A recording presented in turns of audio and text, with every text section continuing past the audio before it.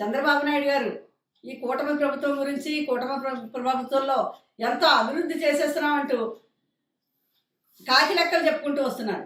చంద్రబాబు నాయుడు గారు మీరు చెప్పి కాకి లెక్కలు కాదు, ఈ కాకి లెక్కల గురించి చెప్పండి. కాకిచ్చి నివేదికల గురించి మాట్లాడండి. ఆర్బీఐ కానీ కాగ్ కానీ ఇచ్చి నివేదికలు అది నిజమని ప్రజలందరికీ తెలుసు.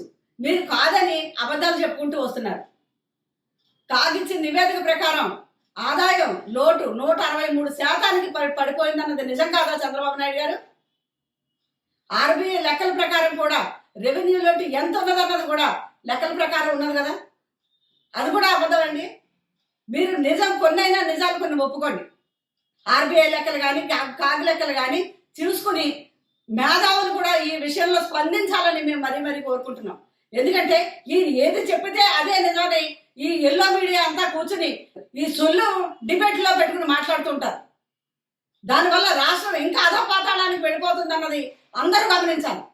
ఈ చంద్రబాబు నాయుడు గారు కూటమి ప్రభుత్వం మేలు కోసం వాళ్ళ కోసం ఎన్నో అబద్ధాలు చెబుతూ ఇప్పుడు రాష్ట్రంలో ఉన్న పరిస్థితిని తిమ్మిని బమ్మిని చేసి మాట్లాడుతున్నారు. ఇప్పటి వరకు 3 లక్షల కోట్లు అప్పు చేశారు. దానికి ఎక్కడైనా సరే మీరు దానికోసం ఏదైనా చేశారు ఇది అన్నది మీరు ఆ లెక్కలు చెప్పగలరా? సంక్షేమ పథకానికి పూర్తి చేశారా ఏదైనా? అలాగే ఇన్ని అప్పులు చేస్తున్నారు. ఆరోగ్యశ్రీని అటకెక్కించేశారు. ఆరోగ్యశ్రీ కోసం నిధులు విడుదల చేయగలిగారా? మళ్ళీ డబుల్ ఇంజన్ సర్కార్ మాదని గొప్పలు చెప్తూ ఉంటారు. డబుల్ ఇంజన్ సర్కార్ కాదు మీది, ట్రబుల్ ఇంజన్ సర్కార్ మీది. ఎందుకో తెలుసా? ఉపాధి హామీ గురించి మాట్లాడుతూ కేంద్రం నుంచి మీకు నివేదిక వచ్చింది. ఏం చేశారు?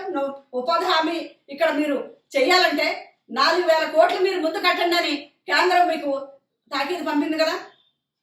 దానికి మీరు ఏం చేస్తారు? 4,000 కోట్లు కడతారా? మెడికల్ కాలేజీలు కావాలనుకుంటేనే మీరు అప్పు చేసిన దాంట్లోనే 5,000 కోట్లు పెట్టి మీరు మెడికల్ కాలేజీలు బాగు చేయలేకపోతున్నారే. మీరు ఉపాధి హామీ కోసం చేయగలుగుతారా? అది చేయలేరు. 4,000 కోట్లు మీరు కట్టలేకపోవడంతో ఇక్కడ 80 లక్షల మంది ఉపాధి హామీ కూలీలు ఇక్కడ నష్టపోతున్నారు. దానివల్ల వీళ్ళు మళ్ళీ వలసలకు వెళ్ళవలసిన పరిస్థితి వస్తుంది. ఏ రంగం బాగుంది మీరు వచ్చిన తర్వాత?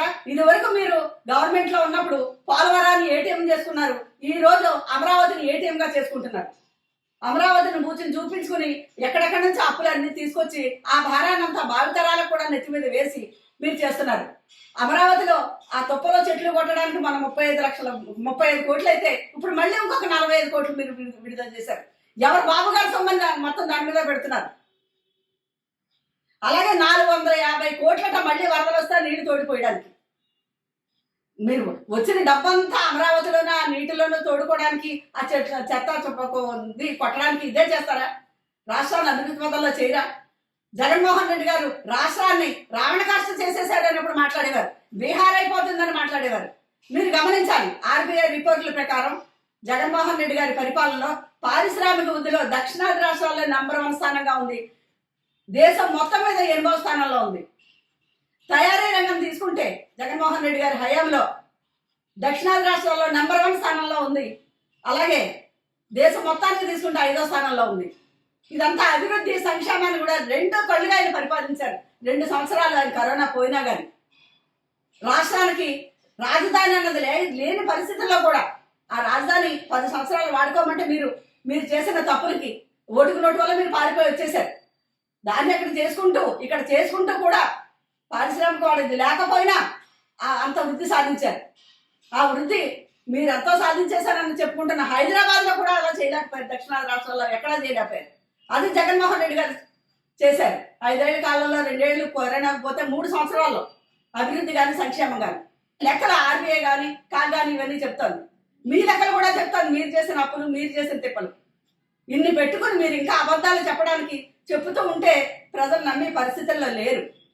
మేధావులు మిగిలిన వాళ్ళకు కూడా ఈ విషయాన్ని రాష్ట్ర వ్యాప్తంగా తీసుకెళ్లాలని, ప్రజలందరూ కూడా ఈ విషయంలో అవగాహన కల్పించాలని మరీ కోరుకుంటున్నాం.